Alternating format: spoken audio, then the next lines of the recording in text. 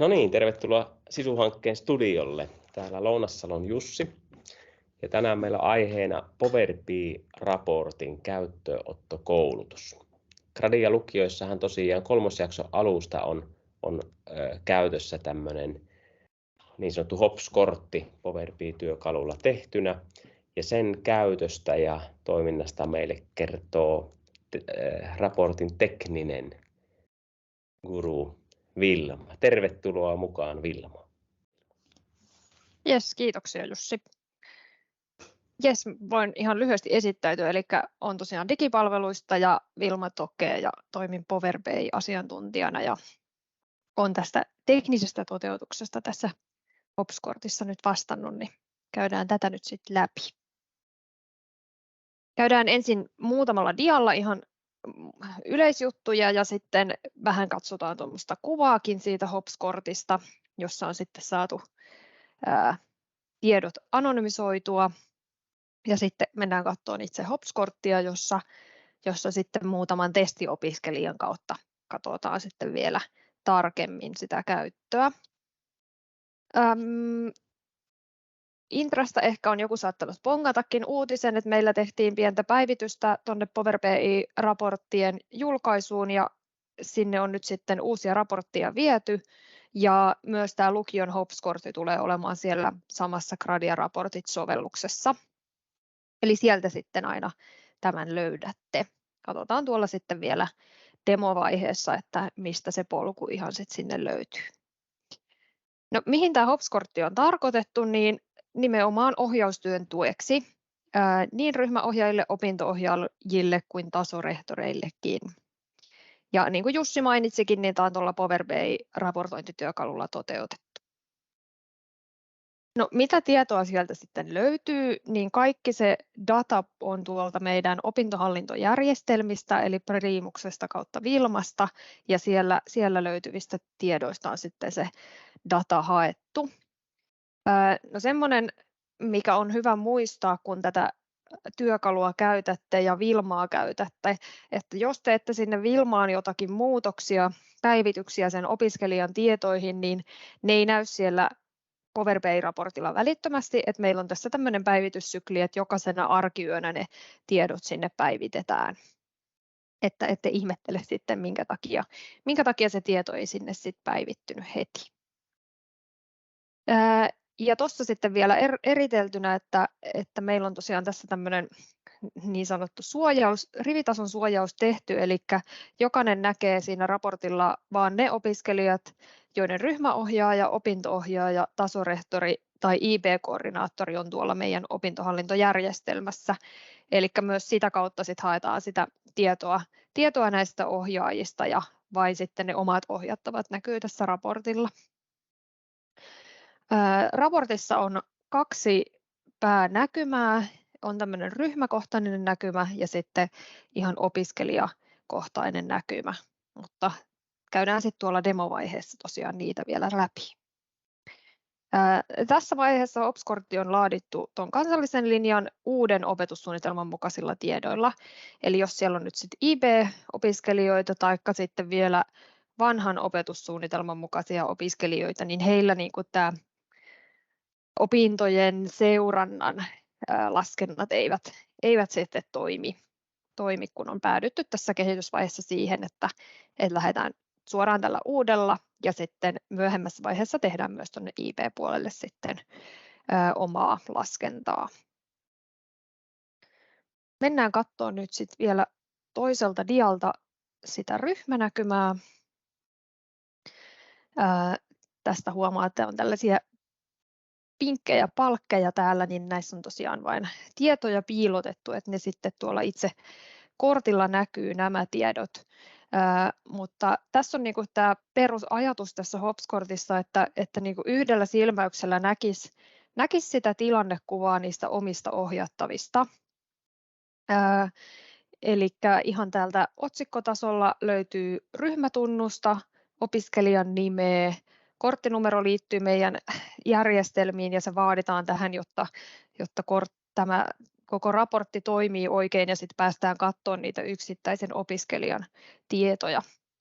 Sitten on opiskelijan ikä, arvioitu valmistumispäivä, suunniteltu suoritusaika, sitten on noita opintopistekertymiä eri tavoin eriteltynä, myös tiettyjä arvosanoja haluttu tähän laskentaan mukaan, että paljonko sieltä opintopisteitä on tullut.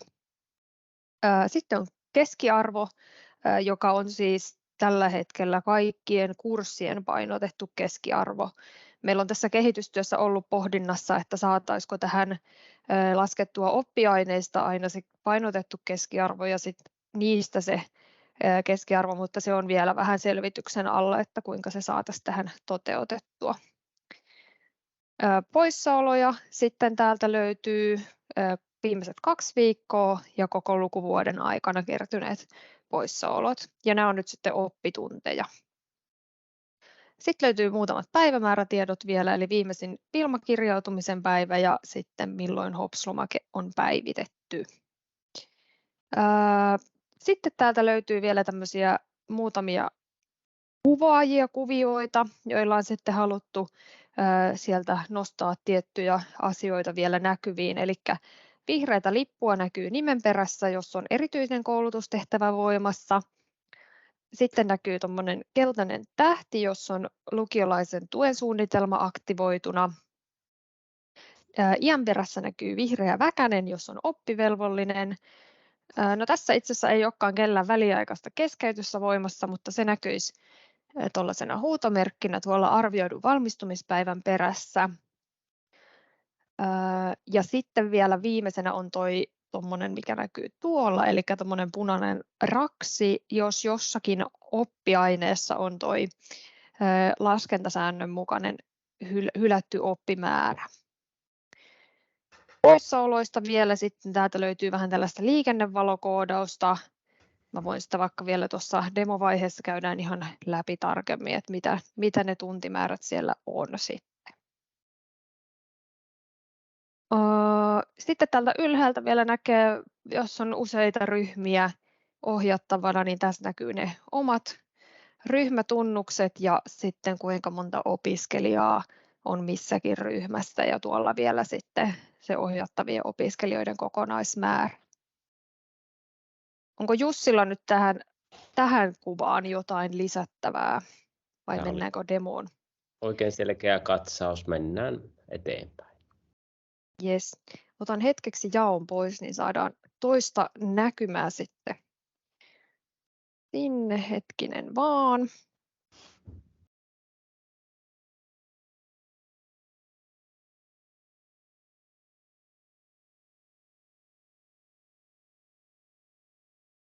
Tuliko Jussi nyt näkyviin intra-sivu sinne? Hyvä. Eli jos ette Power BI-raportteja ennen käyttäneet, niin helpoin polku oikeastaan on mennä täältä intran kautta. Täällä kuvakkeissa on viimeisellä rivillä Power BI-raportit kuvake, pikalinkki. Ja mainitsinkin tuossa, että on tämä Gradia Raportit-sovellus ja sieltä lukion HOPS-kortti löytyy. Mulla se näkyy nyt heti tässä etusivullakin, koska mä oon tällä käyttäjällä siellä sovelluksella käynyt aikaisemminkin. Mutta jos menee ihan ensimmäistä kertaa tuonne HOPS-kortille tai siis tänne oikeastaan tähän Gradia Raportit-sovellukseen ensimmäistä kertaa, niin täällä vasemmassa laidassa löytyy toi sovellukset-valikko. Ja täältä sitten löytyy Gradia-raportit. Tässä todennäköisesti näkyy teille toinenkin sovellus, semmoinen hankeraporttien sovellus, mutta nyt mennään tänne Gradia-raportit-sovelluksiin. Ja sitten kun olette kerran tämän avannut, niin sitten se tulee teille tosiaan tuohon etusivunkin näkymään viimeisimpänä käytetyistä. Mulla on nyt tässä testikäyttäjä, jolla ei ole kaikkia oikeuksia, mutta teillä näitä muitakin raportteja täällä sitten aukeaa. Eli jos lyhyesti tästä sovelluksesta esittelen, niin täällä on tosiaan välilehdet kaikkiin niihin, mihin teillä on oikeudet mennä tarkastelemaan raportteja. Meillä on erilaisia ryhmiä määritelty, joille näkyy tietyt raportit. Ja sitten tämä Gradia-raportit on tosiaan se, mikä näkyy koko henkilöstölle. Ja täällä on sitten ensimmäisenä välilehti Kaikki, joka kokoaa sitten niistä välilehdistä ne raportit tähän vasempaan laitaan. Jos tämmöistä ei näy, niin tuossa on toi piilota siirtymisruutu, niin täällä näkyy nyt näytä siirtymisruutu, eli jos tämä lista puuttuu, niin tuosta saatte se auki. Voi käyttää joko tätä Kaikki-välilehteä, josta sitten aakkosjärjestyksessä toi lukijoiden HOPS-kortti löytyy viimeisenä, tai vaihtoehtoisesti voitte mennä tänne lukion henkilöstövälilehdelle, jossa on sitten tämä yksi raportti, lukiot HOPS-kortti. Ja tämä tosiaan tämä navigointi, mennään itse asiassa vielä tänne, niin toimii juuri näin, että tämä avaa tavallaan nyt kaikki tällä raportilla olevat välilehdet. Tuosta voidaan sulkea se raportti. Täällä on nyt lukijoilla myös avattuna se välilehdet tuossa. Mut mä käytän ehkä tätä, niin on selkeämpi näkymä, kun on vaan toi yksi raportti siinä. Tässä on tosiaan ensimmäisenä tulee näkyyn tämä ohjesivu. Voisin sen tuosta myös erikseen valita täältä vasemmasta laidasta. Ei käydä näitä nyt tässä sen tarkemmin läpi, mutta suosittelen, että luette nämä huolellisesti ennen raportin käyttöä. Tässä on kerrottu ihan yleisiä tietoja toiminnasta ja sitten vähän vinkkejäkin, että miten raporttia kannattaa käyttää. No sitten täältä tosiaan ohjesivun alapuolelta löytyy tämä ryhmänäkymä. Ja tämä on nyt se, mistä oli tuo kuvakaappauskin otettu, mutta siinä oli tosiaan sitten pidempi listaus jo opiskelijoita, ja nyt mulla on tässä vain 2 tämmöistä esimerkkiopiskelijaa, mutta ihan vastaavalla tavalla näkyy tietoja nyt sitten tässä. Tosiaan tässä nyt sitten nimi ja ryhmätunnuskin näkyvissä ja toi korttinumero. Voisin oikeastaan nyt heti tähän kohtaan jo vinkata, että täällä kun on näitä tämmöisiä taulukkonäkymiä, niin kuin tässä ryhmänäkymässä nyt on, niin tästä saa opiskelijat järjestettyä siihen järjestykseen, kun haluaa. Eli jos täällä on joku sarake, esimerkiksi ikä, niin tuosta kun painetaan tuosta sarakkeesta, niin se järjestää nämä opiskelijat iänmukaiseen järjestykseen. Eli tämä on aika niin kuin hyvä työkalu siihen, jos haluaa tarkastella vaikka just iän mukaan tai sitten esimerkiksi poissaolojen mukaan, jos haluaisi katsoa, keillä on ollut paljon poissaoloja, niin se olisi varmaan semmoinen ainakin, mitä olisi helppo ja hyvä käyttää. Eli tuohon tulee tuommoinen pieni valkoinen nuoli näkyviin nyt sitten, että se on tuon iän mukaan järjestetty, ja sitten tätä useamman kerran tai toisen kerran, niin sitten se järjestää vaan toiseen järjestykseen, eli suurimmasta pienimpään nyt tässä tapauksessa. Poissaoloista. Joo, sano vaan Jussi. Niin, sitten kun niitä opiskelijoita on iso määrä, niin silloin se tosiaan on ehkä joskus tärkeää haarukoida tietyn tekijän suhteen. Juuri näin. Joo, tässä 2 opiskelijalla ei ihan hirveästi tätä näkyvää muuta, mutta tosiaan ei tähän yhteen näkymään niin kun mahtuu vain tietty määrä, ja tätä sitten pystyy tosiaan scrollaamaan, selaamaan alaspäin listaa sitten, kun niitä opiskelijoita on enemmän kuin mitä yhdelle sivulle mahtuu, niin sitten varsinkin nämä otsikot tulee käyttökelpoisiksi, tai tämä otsikoiden järjestäminen. Poissaoloista sanoin, että voisin vielä hieman mainita, eli meillä on tosiaan tässä liikennevaloissa tämmöiset määritykset nyt tällä hetkellä, että kun poissaolo on alle 4 oppituntia, niin silloin tulee vihreää, ja sitten jos on vähintään 4, mutta alle 8 oppituntia, niin sitten tulee keltainen, ja sitten kun on vähintään 8 tuntia, niin sitten tulee punainen, ja nimenomaan puhutaan näistä viimeisen 2 viikon poissaoloista. Lukuvuosipoissaoloissa ei tämmöistä vastaavaa liikennevalokoodia olekaan. Yes. HOPS-lomakkeen päivityksiin liittyen niin on tulossa myös pientä päivitystä, eli siellä on Wilmassa useampia HOPS-lomakkeita, ja sieltä nyt yhden HOPS-lomakkeen osalta vielä ei ole sitä tietoa tähän haettu, että haetaan niin kuin useammalta lomakkeelta se tieto ja niistä sitten se viimeisin päivämäärä tuohon sarakkeeseen. Mutta sitten voitaisiin mennä siihen opiskelijakohtaiseen näkymään, eli nyt ollaan tarkasteltu vain tätä ryhmänäkymää tähän mennessä. Eli nyt sitten kun mä haluaisin katsoa jotain yhtä opiskelijaa hieman tarkemmin, niin voin sen täältä listalta valita, ja valinta tapahtuu siis ihan vaan klikkaamalla riviä, ja nyt näkee, että se muuttuu tuolla tavalla aktiiviseksi. Ja sitten pääsen täältä, opiskelijan tiedot on tuossa tuommoinen nuoli, niin siitä pääsen tarkastelemaan opiskelijaa tarkemmin. Itse asiassa mä taidan ottaa ehkä tuon ylemmän tässä tapauksessa, niin mennään katsomaan hänen tietoja. Eli nyt huomataan, että näkymä muuttuu ihan toisenlaiseen. Eli tämä on nyt sitten vain tätä yhtä opiskelijaa koskevat tiedot. Käydään tästäkin perusominaisuudet läpi, eli täällä on nyt ensimmäisenä tämmöinen perustiedot-ikkuna, jossa sitten löytyy erilaisia opiskelijaa koskevia tietoja, ohjaajatietoja, opintosihteeriä, päivämäärätietoja, erilaisia. Vähän osittain samaa, mitä oli ryhmänäkymässä, mutta sitten myös ihan uuttakin tietoa, mitä ei tuonne ryhmänäkymään ole sitten tuotu.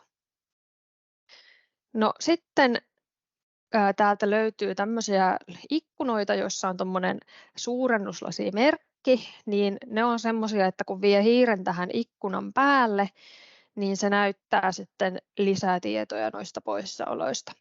Esimerkiksi tässä tapauksessa, kun on poissaolot, niin siis poissaoloista. Toki ohjauskäynnissä näyttää ohjauskäynneistä ja valinnoissa sitten valinnoista, mutta tällä testiopiskelijalla nyt ei ole poissaoloja ollut, mutta muutoin sitten näyttää nuo poissaolotuntimäärät samat, siis mitkä oli ryhmänäkymässä, mutta sitten pääsee myös tästä sitten niitä samoja tietoja katsomaan.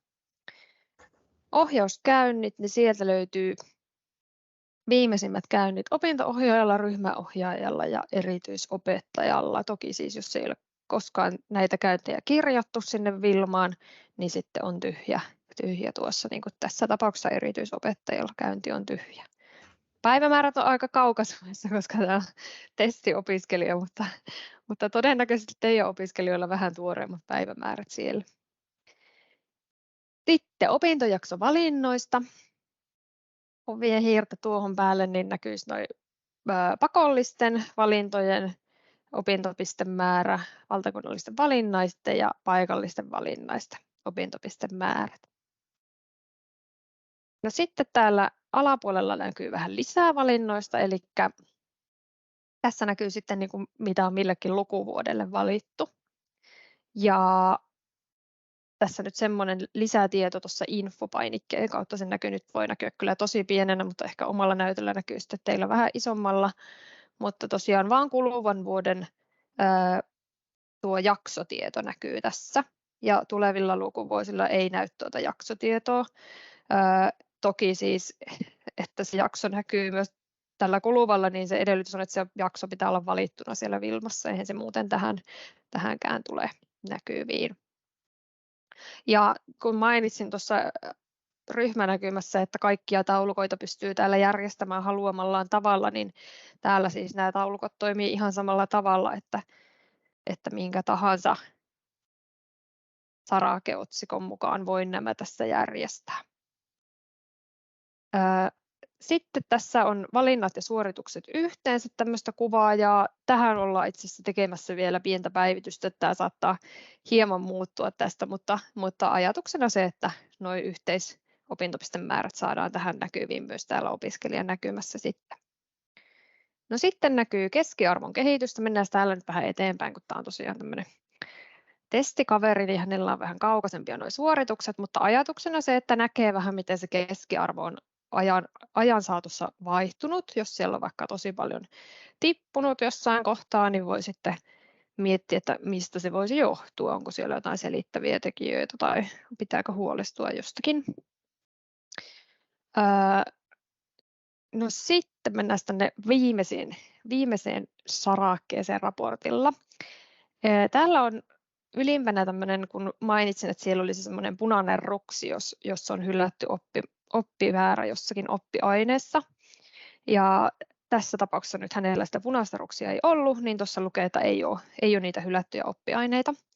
Mutta sitten jos opiskelijalla se punainen ruksi siellä etusivulla olisi, niin tähän tulisi näkyviin, että mitä ne oppiaineet on, että onko vaikka historia tai matematiikka, niin ne tulisi tuohon sitten näkyviin. No sitten tässä on toista aikajanaa, eli suoritetut opinnot aikajanalla. Hän on hitaasti kerryttänyt opintoja, mutta tähän tosiaan sitten näkee vähän, että miten ne on ajan saatossa nuo opintopistemäärät kertynyt. Ja sitten vielä viimeisimpänä taulukkona täällä niin näkyy kaikki suoritetut opinnot. Ja kun mainitsin tuolla aikaisemmin, että tämä on tehty sen uuden opetussuunnitelman mukaan, niin huomaatte ehkä, että tänne on tullut myös näitä vanhempia kursseja mukaan, mutta ne ei näy sitten täällä niin kuin esimerkiksi tässä laskennassa ei näy noin vanhemman opetussuunnitelman mukaiset opinnot. Eli sitten kun tehdään tämmöistä yhteenvetolaskentaa, niin siellä on huomioitu vain nämä uudet opetussuunnitelman mukaiset kurssit, mutta täällä nyt sitten periaatteessa kyllä näkyy myös ne vanhat, että tässä ei ole sillä tavalla rajattu niitä suoritteita. Mutta tästä myös sitten vielä haluan erikseen mainita tämän järjestämisen sen takia, koska jos sitten esimerkiksi haluaisi katsoa, että missä arvosanoissa siellä nyt se 4 on, niin tässä tämä järjestäminen on myös hyvin näppärä, eli sitten voidaan tuon arvosanan mukaan suoritteet järjestää, niin näkee sitten nättinä listana, tai sitten myös ne koot ja oot tulee sieltä niin kuin alekkain näkyviin, kun tuota arvosanan mukaan järjestää. Haluaisiko Jussi vielä lisätä jotain? No joo, toi oli tosi tärkeä pointti, mikä viimeisenä sanoit, eli esimerkiksi vaikka niin kuin oot ja koot, että ne saa kätevästi näkymään, niin silloin kannattaa käyttää nimenomaan järjestämistoimintoa, ja testikäyttäjien kanssa on tätä kehitetty ja sillä lisätty tänne esimerkiksi niin kuin toistettu poissaolotietoja tai sellaisia, että tämä näkymä on periaatteessa semmoinen, että vaikka ryhmäohjaaja voi opiskelijan kanssa avata tämän ja tarkastella siitä vähän sitä historiatietoja tai erilaisia tietoja, mitä siinä niin kuin on syytä tarkastella, että se mainitaan, ja isot kiitokset testikäyttäjille, jotka on tätä kokeilleet. Ja ehkä tässä oli semmoinen rautaisannos siitä, että miten pääsee PowerPin kanssa alkuun. Nyt tässä on ollut erityisesti SISU-hanke ollut mukana Vilman kanssa tätä kehittämässä, että mukava jos laitatte palautetta ja kerrotte, että mitä ideoita, ehdotuksia tähän tulee. Tämä on niin kuin jatkuvaa kehitystä myös tämän saralla, ja esimerkiksi SISU-hankkeen puitteissa voi laittaa Lounassalon Jussille, eli itselleni, ja Shillin päässä Sallisen Lauralle, tai sitten lukiokoulutuksen rehtoreille palautetta tästä, niin saahan toiveet sitten huomioitua. Kyllä, ja jos on jotain ihan teknisiä seikkoja, mitkä huomaa, että on joku tekninen virhe tai vastaavaa, niin voi laittaa ihan digipalveluiden tukipyyntöä, niin ne tulee sitten minulle sitä kautta. Niin sieltä saa sitten teknistä tukea tähän. Hyvä. Tässä oli perehdytys PowerPI-raportin käyttöön, niin ei muuta kuin meidän puolesta kiitoksia ja palaamisiin. Kiitos.